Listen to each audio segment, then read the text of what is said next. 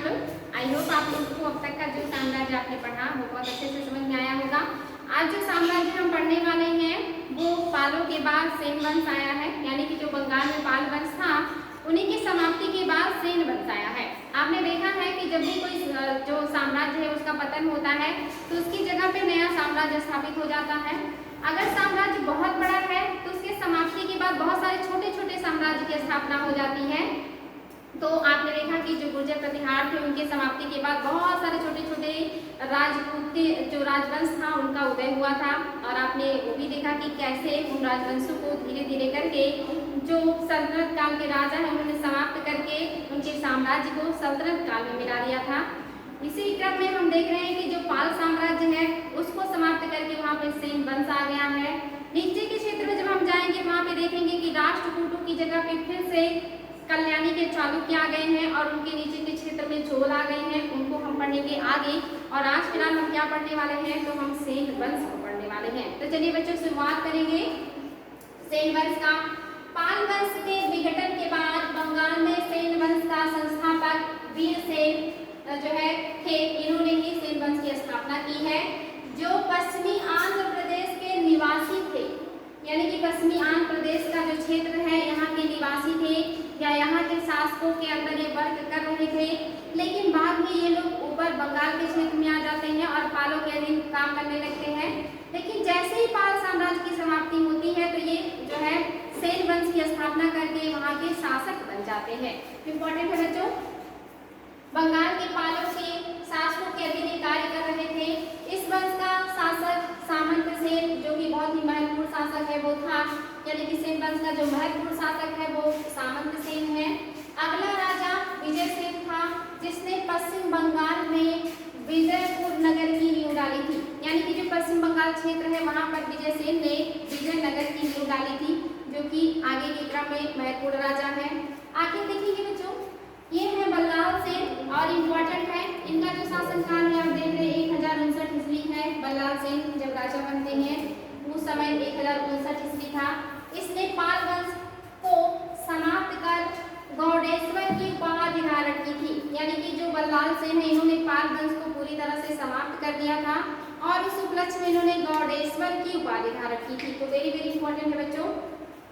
इसके अलावा इन्होंने और भी बहुत सारी उपाधियां धारण की थी, वो मैं नहीं आप लोगों को बता रही हूँ क्योंकि सारे राजा कुछ न कुछ उपाधियां धारण कर रहे हैं और हर किसी की उपाधि को याद करना जरूरी नहीं है, कुछ उपाधियों को ही याद करना होगा आपको। जैसे आपने चंद्रगुप्त द्वितीय की जो उपाधि है, प्रथम की, कुमारगुप्त की, समुद्रगुप्त की, इनकी उपाधियां एग्जाम में पूछी जाती हैं, तो उनको आप लोग जरूर देख लीजिएगा।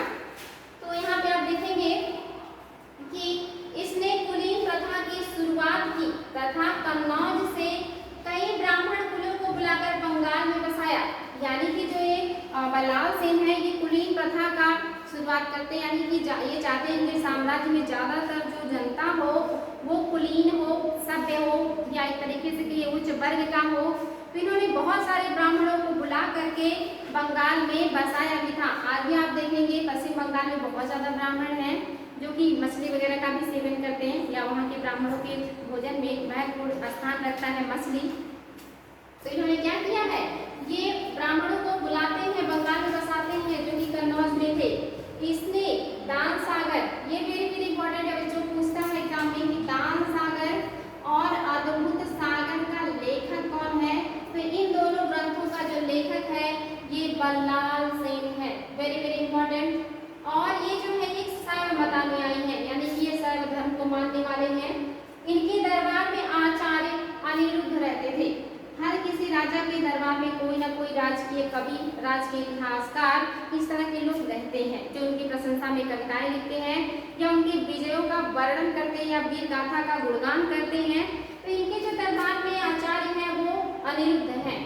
आगे है बच्चों लक्ष्मण सेन, इनका जो कार्यकाल है 1178 से 1185 ईस्वी है। इसने लक्ष्मण सेन संवत चलाया था।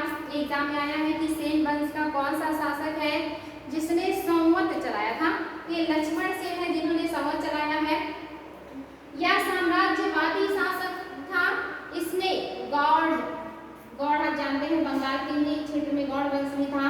कामरूप असम के क्षेत्र को, काशी वर्तमान का बनारस का क्षेत्र, कलिंग उड़ीसा के यानी कि लक्ष्मण सेन ने काफी साम्राज्य विस्तार कर लिया और इतने सारे क्षेत्रों को जीत करके बंगाल प्रांत में या सेन प्रांत में मिलाया था। इसने अद्भुत सागर जो कि इनके पिता ने लिखा था उसको पूरा किया था। इंपॉर्टेंट है बच्चों। इसके दरबारी कवि श्रीधर दास थे। श्रीधर दास जो इनके दरबारी कवि हैं। इसके साथ ही गीत गोविंद के लेखक, एग्जाम में क्वेश्चन आया कि गीत गोविंद के लेखक किसके दरबार में थे? तो लक्ष्मण सेन के दरबार में थे। उन्होंने कौन सी पुस्तक लिखी है?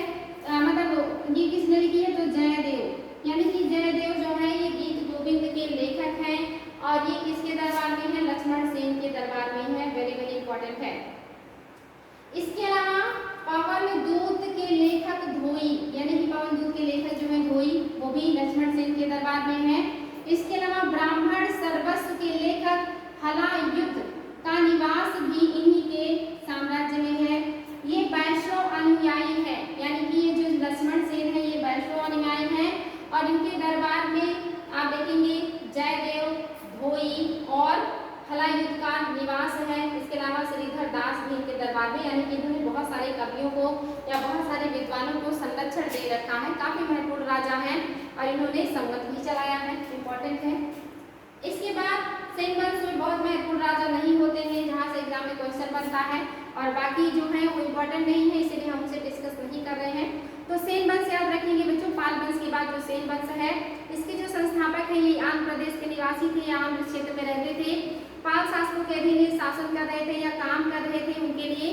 लेकिन जैसे ही पाल साम्राज्य कमजोर होता है, पतन की तरफ अग्रसर होता है, तो ये लोग जो है अपने आप को स्वतंत्र करके सेन वंश की स्थापना कर देते हैं। जिनमें महत्वपूर्ण जो राजा हैं ये लक्ष्मण सेन है और बल्लाल सेन है। इन्हीं के बारे में ज्यादा एग्जाम में आता है। अब जब ये लोग शासन कर रहे थे या जब ये पतन की तरफ जा रहे थे तो उस समय और क्या हो रहा था, भारत में कौन सी घटनाएं घट रही थी? तो उसी समय आप देखेंगे जो महमूद गजनवी हैं इनका आक्रमण भारत पर शुरू हो गया था, जो कि उत्तर पश्चिम के क्षेत्रों से आक्रमण करते हैं और पहले टारगेट उत्तर पश्चिम के क्षेत्रों को ही बनाते हैं। इनको भी देख लेते हैं। विदेशी आक्रमण ये आता है एग्जाम में बच्चों, याद रखिएगा 712। ये डेट आप लोगों को याद होना चाहिए कि जो मोहम्मद बिन कासिम है इन्होंने कब आक्रमण किया था सिंध पर? तो 712 में।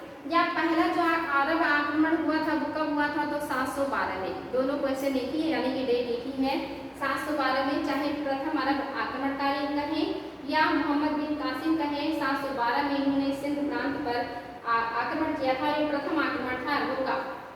कारण क्या था आक्रमण करने का?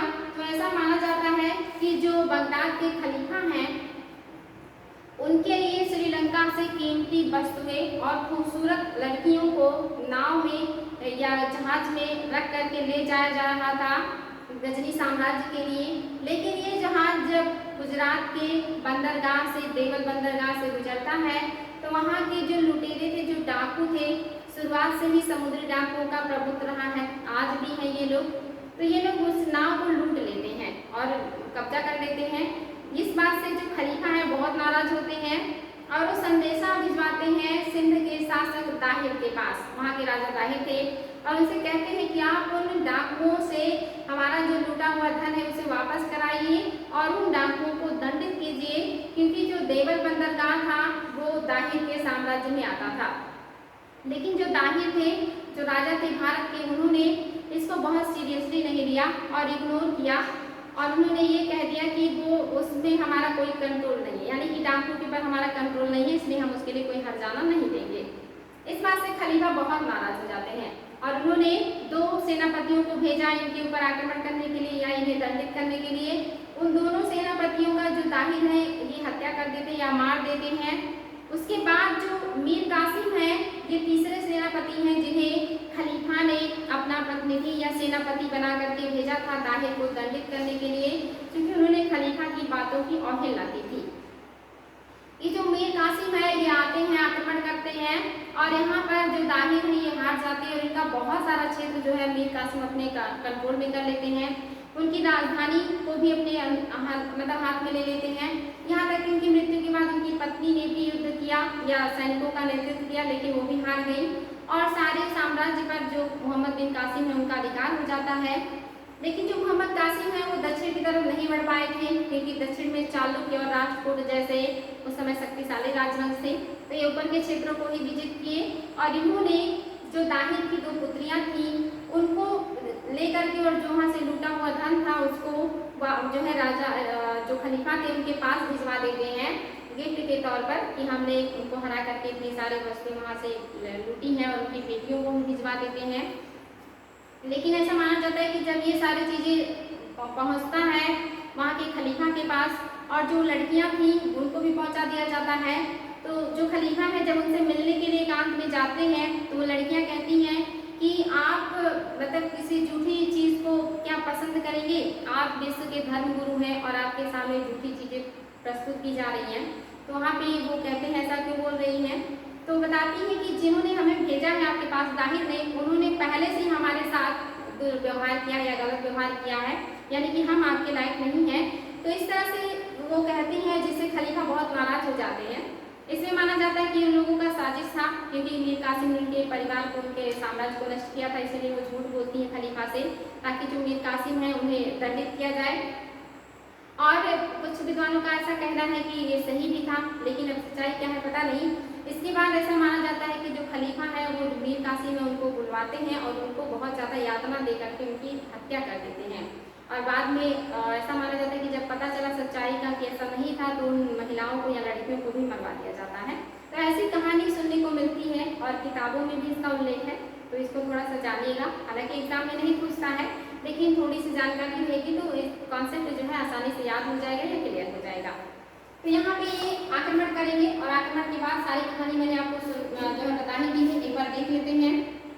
डाकुओं ने लूट लिया था, दाहिर ने जो है इन्होंने क्या किया है, इनके खिलाफ जो 2 सेना भेजी थी खलीफा ने, या जो सेनापति आए थे, एक थे अब्दुल्ला और दूसरे थे बुर्तर, इन दोनों की हत्या कर दी थी दाहिर ने। और तीसरा जो सेना नायक था मीर कासिम था, इसने ब्राह्मणाबाद ये क्षेत्र है उसको जीता, एलोरा को जीता, ये दूसरा एलोरा है, और इसने सिक्का क्षेत्र को जीता, मुल्तान को जीता। इन सारे क्षेत्रों पर अधिकार करते हुए ये ताहिर के साम्राज्य को भी अधिकार में ले लेता है, लेकिन ये दक्षिण में नहीं जा पाया, क्योंकि वहाँ पे नए नए राजवंशों का जो उदय या शक्तिशाली राजवंश थे जो राष्ट्रकूट और चालुक्य थे, उनसे ये युद्ध करने की स्थिति में नहीं थे। आगे इसके बाद क्या होता है, तो ये सारी कहानी मैंने बताई कि इनकी तो हत्या कर दी गई, लेकिन उसके बाद जो है कौन से लोग हैं जो भारत पर आक्रमण करेंगे। उसके बाद जो है वो है अलतगीन। ये अलतगीन जो है ये ससानी साम्राज्य के अंतर्गत जो है गजनी के गवर्नर थे, ये गजनी के गवर्नर हैं और ये ससानी साम्राज्य के अंतर्गत आते हैं। इन्होंने व्यवहारिक रूप से अपने को स्वतंत्र किया, यानी कि व्यवहारिक रूप में इन्होंने अपने आप को स्वतंत्र कर लिया। उसके बाद क्या किया है, इनका जो उत्तराधिकारी है वो सबुक्तगीन हुआ, यानी कि इन्होंने अपने आप को स्वतंत्र किया और थोड़ी बहुत अपने साम्राज्य का विस्तार किया, लेकिन इनके मरने के बाद इनका जो उत्तराधिकारी था वो सबुक्तगीन हुआ। इम्पोर्टेंट है, ये पूछता है कि गजनी साम्राज्य में जो है शासनी वंश का या साम्राज्य की स्थापना किसने की, तो अलतगीन ने की थी। उसका उत्तराधिकारी कौन था, तो सबुक्तगीन था। और इसलिए भी इम्पोर्टेंट है कि इसने भारत के कुछ क्षेत्रों को जीता था। इसी के काल में जयपाल ने गजनी पर आक्रमण किया था। ये जयपाल है जो उत्तर पश्चिम क्षेत्र के राजा हैं और इन्होंने गजनी पर आक्रमण कर दिया था, लेकिन ये सफल नहीं हो पाए थे, परंतु असफल रहे। ये सबुक्तगीन प्रथम तुर्क आक्रमणकारी था, यानी कि इसके पहले जो प्रथम अरब आक्रमणकारी थे वो आपने देखा मीर कासिम है, और ये जो है ये तुर्क आक्रमणकारी है जो पहले हैं, यानी कि पहला अरब आक्रमणकारी पूछे तो मीर कासिम 712, और अगर पहला तुर्क आक्रमणकारी पूछे तो ये सबुक्तगीन है। लेकिन इनके जो इस वंश के संस्थापक कौन है, तो अलतगीन है। इन्होंने क्या किया है, आक्रमण किया, और इसने क्या किया, भारत के कुछ प्रदेशों पर हमला किया। इसका जो उत्तराधिकारी था वो महमूद गजनी था। इनके बारे में तो आपने बहुत ही सुन रखा है।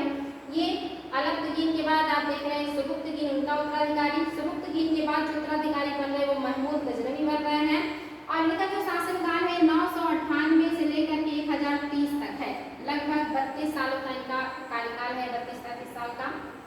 महमूद का प्रथम आक्रमण जो हुआ था वो जयपाल पर हुआ था। वही जयपाल है जिन्होंने पहली बार गजनी पर आक्रमण किया, लेकिन असफल रहे। इन्हीं के ऊपर सबसे पहले महमूद गजनवी ने आक्रमण किया, और यह आक्रमण 1000 ईस्वी में हुआ। इसके बाद जो महमूद के आक्रमण है वो कहाँ कहाँ हुए हैं, तो हिंदू शाही वंश पर हुआ है 1001 में, 1018 में और 1021 में। यानी कि इस राजवंश पर जो महमूद गजनवी है इन्होंने 3 बार आक्रमण किया है हिंदू शाही वंश पर, 1001 में, 1018 में और 1021 में। और ये क्या है, मुल्तान के शासक दाऊद थे उस समय यहाँ के शासक, यानी कि हिंदू शाही शासक जो थे वो दाऊद थे जिनके ऊपर इन्होंने आक्रमण किया। नहीं सॉरी बच्चों, यहीं तक है। ये जो है यानी कि हिंदू शाही जो राजवंश है इस पर इन्होंने 3 बार आक्रमण किया है। ये मुल्तान है, मुल्तान में जो शासन कर रहे हैं वो दाऊद है और इनके ऊपर जो आक्रमण किया है ये भी 1000 में किया गया है।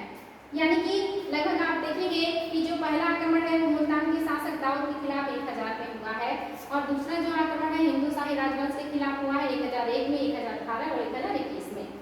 आगे है भटिंडा, ये भी इम्पोर्टेंट है। भटिंडा यहाँ 1003 में इन्होंने आक्रमण किया है। इसके बाद आप देखेंगे नारायणपुर पर इन्होंने 1009 में आक्रमण किया है। थानेश्वर पर इन्होंने 1014 में आक्रमण किया और कन्नौज पर इन्होंने 1018 में आक्रमण करके वहाँ के क्षेत्र को अपने अधीन कर लिया। मथुरा में इन्होंने 1019 में आक्रमण किया है और 1019 में ही इन्होंने सोमनाथ पर आक्रमण किया था और 1022 में भी इन्होंने 1019 और 1022 में इन्होंने खजुराहो के मंदिर या खजुराहो पर या चंदेल राजवंश पर भी आक्रमण किया था और खजुराहो के मंदिर को लूटा था। तो इम्पोर्टेंट है कि 1019 मथुरा भी है और 1019 में खजुराहो भी है और 1022 में भी खजुराहो पे आक्रमण किए थे। इसके अलावा इन्होंने सबसे ज्यादा जो इम्पोर्टेंट है जो एग्जाम में ज्यादा आता है, सोमनाथ मंदिर का जो है लूट किया था 1025 में हुआ था। ये एग्जाम में बहुत ज्यादा आता है। सन 1025 में जो महमूद गजनवी है इन्होंने किस साम्राज्य या किस मंदिर पे आक्रमण किया था, तो सोमनाथ मंदिर पर। सोमनाथ मंदिर कहाँ पे है, गुजरात में है और उस समय वहाँ पे चालुक्य राजवंश का शासन था जो कि गुजरात की एक शाखा थी चालुक्य वंशों की और वहाँ पे जो राजा थे वो भीम प्रथम थे। उन्हीं के शासनकाल में इन्होंने आक्रमण किया और सोमनाथ मंदिर की अथाह संपत्ति को इन्होंने लूटा और लूटने के बाद उस मंदिर को तोड़ दिया और तोड़ के ये वापस जा रहे थे तो रास्ते के जाटों ने इनके ऊपर हमला करके कुछ धन इनसे छीन लिया था। लेकिन इनके पास इतनी संपत्ति थी कि लड़ाई में नहीं उलझे और चले गए गजनी और वहां जाने के बाद ऐसा माना जाता है इनके पास इतना पैसा था इन्होंने अपनी राजधानी भी बनाई और वहाँ की जनता का जो टैक्स है वो भी 2-3 सालों के लिए माफ कर दिया, टैक्स फ्री कर दिया। उसके बाद आप देखेंगे 1025 के बाद 2 साल बाद 1027 में इनका आखिरी बार आक्रमण हुआ भारत पर और ये आक्रमण उन्हीं जाटों के विरुद्ध था जिन्होंने सोमनाथ मंदिर लूटकर जाते हुए रास्ते में इनके ऊपर आक्रमण करके कुछ धन को इनसे छीन लिया था। तो इम्पोर्टेंट बच्चों सबसे इम्पोर्टेंट इनका जो है आक्रमण वो 1025 का ही है सोमनाथ मंदिर वाला और जाटों के विरुद्ध 1027 में अंतिम आक्रमण था इनका भारत पर। एग्जाम में आया है कि अंतिम आक्रमण कब हुआ, 1027 में किसके विरुद्ध हुआ, तो ये जाटों के विरुद्ध हुआ था, इसीलिए वेरी वेरी इंपॉर्टेंट है। महमूद के दरबार में फिरदौसी, ये भी इम्पोर्टेंट है, एग्जाम में आता है कि किसके दरबार में फिरदौसी का निवास था, तो यही महमूद गजनवी के दरबार में ही फिरदौसी का निवास था और इन्होंने क्या लिखा है, इन्होंने शाहनामा पुस्तक लिखा है। वेरी वेरी इंपॉर्टेंट बच्चों, शाहनामा पुस्तक जो है ये फिरदौसी का है। इसके बाद आप देखेंगे कि इन्हीं के दरबारी इतिहासकार रुतबी हैं, ये एग्जाम में आया है कि किसके दरबारी इतिहासकार रुतबी थे, तो महमूद गजनवी के दरबारी इतिहासकार रुतबी थे। इसके अलावा भारत के अभियान के समय इनके साथ भारत में अल बरूनी भी आए थे। ये भी मोस्ट इम्पोर्टेंट क्वेश्चन है, आयोग के पसंदीदा क्वेश्चन है ये कि अल बरूनी किसके साथ आए थे, तो महमूद गजनवी के साथ भारत आए थे। इन्होंने पुस्तक लिखी है किताबुल हिंद, वेरी वेरी इंपॉर्टेंट है, किताबुल हिंद बिल्कुल याद होना चाहिए। और ये ऐसे शख्स हैं जिन्होंने भारत में पुराणों का अध्ययन किया और इसके अलावा दर्शन शास्त्र का और भी जो है सब्जेक्ट का अध्ययन किया और इन्हें बहुत सारे सब्जेक्ट का ज्ञान था। ऐसा भी एग्जाम में पूछा जाता है कि कौन सा वो मुस्लिम शासक था जिसने पुराणों का अध्ययन किया था, तो ये अल बरूनी ही है जिन्होंने पुराणों का अध्ययन किया था। तो वेरी वेरी इंपॉर्टेंट है बच्चों। और ये महमूद गजनवी के साथ क्यों आए थे, क्योंकि गजनवी चाहते थे कि जहाँ पे वो आक्रमण कर रहे हैं वहाँ के लोगों के सामाजिक आर्थिक या सांस्कृतिक जीवन के बारे में पता चले, तो ये उनके साथ आते हैं, वो वापस लौट जाते हैं, लेकिन ये काफ़ी समय तक भारत में रह करके यहाँ के सामाजिक और आर्थिक राजनीतिक जीवन का अध्ययन करते हैं और उसका बहुत ही जीवंत जो विवरण है इन्होंने अपनी पुस्तक में किया है। तो इम्पोर्टेंट है बच्चों। आगे है जो है महमूद जो गजनवी हैं, इन्होंने अपने आप को क्या किया, उपाधि ली है बुत्सकिन का, यानी कि बुत्सकिन का मतलब होता है मूर्ति भंजक। एग्जाम में आया कि बुत्सकिन का जो उपाधि किसने लिया है, तो महमूद गजनवी ने लिया है। इसका मतलब क्या होता है, तो मूर्ति भंजक होता है। इसे मुस्लिम विश्व का प्रथम वैधानिक शासक माना गया था, यानी कि इसके पहले आप देखेंगे सुबुक्तगीन और अलतगीन शासक तो बन गए थे, लेकिन खलीफा से परमिशन नहीं मिला था या इन्होंने अपने आप को वैधानिक रूप से सम्राट नहीं घोषित किया था, लेकिन महमूद गजनवी ने अपने आप को वैधानिक रूप से सम्राट घोषित किया था। इंपॉर्टेंट है बच्चों, विश्व का पहला वैधानिक सम्राट कौन है, मुस्लिम सम्राट, तो महमूद गजनवी है। इनके सिक्के के पृष्ठभाग पर, ये भी वेरी वेरी इंपॉर्टेंट है, एग्जाम में बहुत आता है, कलमा का संस्कृत अनुवाद है। तो एग्जाम में आया है कि किसके जो है सिक्कों पर संस्कृत में श्लोक लिखे हुए हैं, तो ये महमूद गजनवी है, या कि कहिए कि कलमा का संस्कृत अनुवाद है, तो महमूद गजनवी के ही सिक्कों पर कलमा का अनुवाद है। तो वेरी वेरी इंपॉर्टेंट है बच्चों, इसको ध्यान देंगे। इसके अलावा देखेंगे मोहम्मद गौरी आएंगे तो उनके सिक्कों पर लक्ष्मी बनी हुई है, और जब अकबर आएंगे तो उनके सिक्कों पर सीताराम का चित्र बना हुआ है, ऐसा आपको देखने को मिलेगा। अब आगे बढ़ेंगे बच्चों, कुछ स्थापत्य कला है उस समय के, जो आप देखेंगे जो शासक है दक्षिण के, उन्होंने इस तरह की चीज़ों का विकास किया है, इसको भी देख लेते हैं, एग्जाम में आता है। तो स्थापत्य में हम मंदिर स्थापत्य को देखने वाले हैं। इसकी 3 शैलियाँ हैं, यानी कि आप देखेंगे पहला है नागर शैली। इसका जो क्षेत्र विस्तार है ये हिमालय से विंध्याचल पर्वत का है, यानी कि नागर शैली जो है ये नॉर्थ में है, नॉर्थ में उत्तर में है, और इसका जो विस्तार है ये हिमालय से लेकर के विंध्य के क्षेत्र में यानी कि विंध्याचल पर्वत तक है। और इसमें आप देखेंगे खजुराहो, उड़ीसा, उत्तर प्रदेश, बिहार, राजस्थान, गुजरात, ऊपर के जितने भी क्षेत्र आते हैं वो सब आते हैं, यानी कि यहाँ पे बने हुए ज़्यादातर जो मंदिर है या मोस्टली जो मंदिर है वो नागर शैली में बने हुए हैं। नागर शैली नॉर्थ क्षेत्र में है। इसके बाद है द्रविड़, इसके बाद आप देखेंगे द्रविड़ शैली, सॉरी इसके बाद है बेसर शैली। बेसर शैली का जो विस्तार है ये विंध्याचल से लेकर कृष्णा नदी के बीच है, यानी कि विंध्याचल नागर जो है शैली विंध्याचल तक है, हिमालय से लेकर विंध्याचल तक नागर शैली। विंध्याचल से लेकर के कृष्णा नदी के बीच का जो एरिया है जिसमें महाराष्ट्र, आंध्र प्रदेश ये सारे आते हैं, यहाँ पे बेसर शैली का विकास हुआ था, यानी कि बीच में बेसर शैली का विकास हुआ है। इसके अलावा आप देखेंगे द्रविड़ शैली। द्रविड़ शैली का जो विकास है कृष्णा नदी से लेकर के कुमारी अंतरी यानी कि कन्याकुमारी तक हुआ है। ये भी इंपॉर्टेंट है बच्चों, एरिया पता होना चाहिए, एग्जाम में आता है कि कहाँ से कहाँ तक जो है नागर शैली का विस्तार था, या बेसर का या द्रविड़ का। तो ऊपर हिमालय से लेकर के विंध्य तक आप देखेंगे नागर शैली है जो नॉर्थ में है।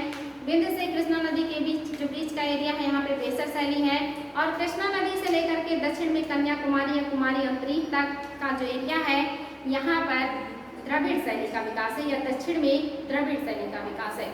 अंतरिक्ष मीन्स क्या होता है, स्थल खंड का वो छोटा भाग जो 3 तरफ से जल से और एक तरफ से स्थल से घिरा हो, उसे अंतरिक्ष कहते हैं। तो कुमारी अंतरिक्ष से कंफ्यूज मत होइएगा, ये कन्याकुमारी को ही कुमारी अंतरिक्ष कहा जाता है। तो ये आप देखेंगे जो है ये 3 तरह की मंदिर शैलियाँ हैं या मंदिर निर्माण की विधि है। इसमें आप देखेंगे नागर शैली की क्या विशेषताएं हैं या कौन से मंदिर हैं जो नागर शैली में बने हैं। तो खजुराहो के जितने भी मंदिर हैं वो नागर शैली में हैं। पश्चिम भारत के जो मंदिर हैं ये भी नागर शैली में बने हुए हैं, खास करके जो आप देखेंगे गुजरात के और राजस्थान के। इसके अलावा इसमें आप देखेंगे जो राजस्थान का एरिया है जोधपुर में ओसिया मंदिर नागर का है। गुजरात का सोलंकी राजाओं द्वारा निर्मित जो मोढेरा का सूर्य मंदिर है ये भी नागर शैली में है। आबू का जैन मंदिर भीम द्वितीय का सेनापति विमल शाह जिसने बनाया था आबू का जैन मंदिर, उसी को कहा गया था विमल प्रसाही मंदिर, ये भी आपका नागर शैली में है। इसके अलावा उड़ीसा के जितने भी महत्वपूर्ण मंदिर हैं, चाहे वो आप देखेंगे पुरी के मंदिर हो, कोणार्क के मंदिर हो, ये सारे मंदिर नागर शैली में बने हुए हैं। तो इंपॉर्टेंट है बच्चों, याद रखेंगे सारे नागर शैली के मंदिर हैं। बेसर शैली में ये चालुक्य शैली के नाम से भी जाना जाता है। कभी एग्जाम में पूछ सकता है कि किस शैली को चालुक्य शैली के नाम से भी जाना जाता है, तो बेसर शैली को ही जाना जाता है चालुक्य शैली के नाम से। इस शैली में भी द्रविड़ स्थापत्य की भांति या द्रविड़ कला की भांति विमान मंडप का निर्माण किया जाता है। और जो प्रमुख मंदिर है वो मुक्तेश्वर और सिद्धेश्वर और सुमेश्वर हेलेबीड का मंदिर है, हेलेबीड का होयलेश्वर मंदिर, एहोल का लाड का मंदिर, इसके अलावा विरूपाक्ष मंदिर, ये सारे मंदिर जो है ये सब बेसर शैली में बने हुए। तो इम्पोर्टेंट है बच्चों, इसको याद रखेंगे, बेसर शैली मंदिर। इसके अलावा आप देखेंगे द्रविड़ शैली के मंदिर, इनमें मंदिरों का विमान पिरामिड के आकार का होता है, यानी कि जो मंदिर है इनका जो आकार है वो कैसा होगा, वो पिरामिड नुमा होगा, यानी कि ऊपर जाएगा जब तो इसके जो तल्ले हैं ये छोटे होते जाएंगे, यानी कि नुकीला आकार ले लेगा। तो ये द्रविड़ शैली की पहचान है। इसके जो विमान है, विमान मीन्स होता है शीर्ष भाग, वो सब पिरामिड के आकार के होते हैं। इसमें उत्तरोत्तर छोटे होते हुए खंडों से निर्मित विमान के ऊपरी गुंबदी स्तूपिका स्थापित होता है, यानी कि जैसे जैसे ये ऊपर जाएगा पतला होता जाएगा, बिल्कुल खड़े ढाल वाला होगा, और लास्ट में कलश या गुंबदनुमा आकृति बनी रहती है, जो कि इसका मेन पहचान है। आगे है, इस शैली में चौकोर गर्भगृह के चारों ओर प्रदक्षिणा पथ होता है, यानी कि यहाँ पे जो द्रविड़ शैली, यहाँ पे जो गर्भगृह होगा, यानी कि जहाँ पे मेन मंदिर का भाग होगा, जहाँ पे मूर्तियाँ होंगी, उसके चारों तरफ प्रदक्षिणा पथ यानी कि परिक्रमा पथ बनाया जाता है, और ये मंदिर का सबसे पवित्र भाग होता है, जिसको गर्भगृह कहते हैं, क्योंकि यहाँ पे भगवान की मूर्तियाँ लगाई जाती हैं, जिस भी भगवान को मंदिर समर्पित होता है उनकी। तो ये गर्भगृह के चारों ओर प्रदक्षिणा पथ या परिक्रमा पथ होता है। गोपुरम यानी कि मुख्य द्वार को दक्षिण में या द्रविड़ शैली में गोपुरम कहा जाता है, और ये आगे चल के मंदिर से भी ज्यादा भव्य बनने लगा, यानी कि जो द्वार था वो ज्यादा विशाल, ज्यादा भव्य, ज्यादा आकर्षक, ज्यादा डिजाइन युक्त बनने लगा द्रविड़ शैली का। आगे है बच्चों, अलंकरण से जो है युक्त हुआ करता था। द्रविड़ शैली में राष्ट्रकूटों ने भी निर्माण कराया है, यानी कि राष्ट्रकूट शासकों ने भी द्रविड़ शैली में बहुत सारे मंदिरों का निर्माण किया है। इसके अलावा आप देखेंगे जिसमें कौन कौन सी ज्यादातर मंदिर है, तो जिसमें है रावण की खाई, ये भी एक मंदिर है, रामेश्वरम दशावतार मंदिर और कैलाश का मंदिर जो कि कृष्ण प्रथम ने बनाया था। पल्लवों तथा चोल शासकों ने भी द्रविड़ स्थापत्य में महत्वपूर्ण भूमिका निभाई थी, यानी कि राष्ट्रकूट, पल्लव और चोल ने, इन सभी राजाओं ने जो है द्रविड़ शैली में मंदिरों का निर्माण किया या द्रविड़ शैली को प्रश्रय दिया है। और इसमें देखेंगे कि कौन कौन से मंदिर हैं इस शैली के, जो है महत्वपूर्ण मंदिर कौन कौन से हैं, तो महिष मंदिर, यानी कि आप देखिए महिषी, ये आपका है महिषी मंदिर या महिष मंदिर, और पंच पांडव मंदिर, यानी कि 5 पांडव के नाम पर मंदिर बनाए गए हैं, देवराज मंदिर, द्रौपदी मंदिर, ये सारे मंदिर बने हैं। सप्तपैगोडा मंदिर, इसके अलावा देखेंगे महाबलीपुरम का तटीय मंदिर या महाबलीपुरम का शोर मंदिर, इसके अलावा देखिए कांची का कैलाश मंदिर एवं वैकुंठ पेरुमल मंदिर। तो ये सारे मंदिर जो है ये द्रविड़ शैली के हैं। यहाँ जो मैंने मंदिर बताए थे ये सब है आपके बेसर शैली के, और ऊपर के जो मंदिर हैं ये आपके नागर शैली के मंदिर हैं। ये शैलियों की महत्वपूर्ण विशेषताएं हैं, तो इनको आप लोगों को ध्यान रखना है। आगे है बच्चों, यहाँ पे कुछ और भी मंदिर है, जैसे आप देखेंगे जो मंदिरों की विशेषता है मोस्टली क्या है, जो द्रविड़ शैली है या जो नागर शैली है, यह मंदिर चतुष्कोणीय होता है। ये पहचान है कि अगर मंदिर 4 कोण का बना है तो वो नागर शैली में बना होगा, अगर मंदिर 8 कोण का बना है या अष्टकोणीय है तो वो द्रविड़ मंदिर होगा, और अगर मंदिर अर्धगोलाकार आकृति में बना है तो वो बेसर शैली का मंदिर होगा। ये पहचान है, यही यहाँ पे लिखा है कि नागर शैली में यह मंदिर जो है वो चतुष्कोणीय होते हैं, द्रविड़ शैली के जो मंदिर होते हैं अष्टकोणीय होते हैं, बेसर शैली के जो मंदिर होते हैं वो अर्धगोलाकार होते हैं। अगर आप उत्तर भारत से संबंधित हैं तो आप देख सकते हैं यहाँ के जो मंदिर हैं ये क्या होते हैं, 4 कोण के बनते हैं, चतुर्भुजाकार बनते हैं, और अगर साउथ के हैं आप तो वहाँ के मंदिर को देख सकते हैं वो अष्टकोणीय बनते हैं। यही है शैली का पहचान। इसी में एक और भी पूछता है कि पंचायतन क्या है, ये भी मंदिर निर्माण शैली है। पंचायतन, पंचायतन में आप देखेंगे यहाँ पे होता है एक मेन मंदिर, बड़ा मंदिर यानी कि बड़ा देवालय, इसके सहयोगी देवालय हुआ करते हैं, और ये चारों तरफ होते हैं, यानी कि बीच में बड़ा मंदिर, उसके चारों तरफ छोटे छोटे मंदिर, इसी को कहा जाता है पंचायतन मंदिर। और ये शैली ज्यादातर नागर शैली में देखने को मिलता है, या ये जो विधि है ज्यादातर उत्तर भारत में देखने को मिलता है कि बीच में मंदिर और उसके चारों तरफ सहायक देवालय हो। इसके अलावा कुछ और भी वर्ड है जो इम्पोर्टेंट है, इनको देख लेते हैं। कुछ बस्तियां या स्वरूप या भूमियों के प्रकार, जिसमें आप देखेंगे ब्रह्मदेह, नाम से पता चल रहा है कि ब्राह्मणों को अनुदान में दिया जाने वाला भूमि जो है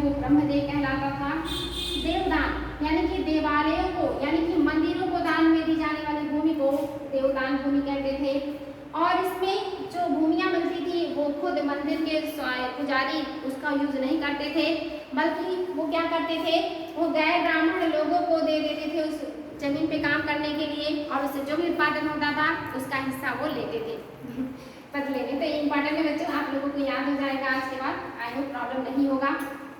और यही जो गैर ब्राह्मण लोग हैं, इनकी कार्यकारिणी हुआ करती थी, जो मिल के काम करते थे मंदिर की भूमि पर, और उससे उत्पादन करने के बाद कुछ हिस्सा मंदिर को देते थे, कुछ अपने पास रखते थे। इन कार्यकारिणी को तमिलनाडु में आप देखेंगे विलालाज कहा जाता है, और कर्नाटक में आकालू, और आंध्रा में कंपालू। थोड़ा वर्ड आप लोगों को टिकल लगेगा, विलालाज तमिलनाडु में, कर्नाटक में आकालू और आंध्रा में कंपालू।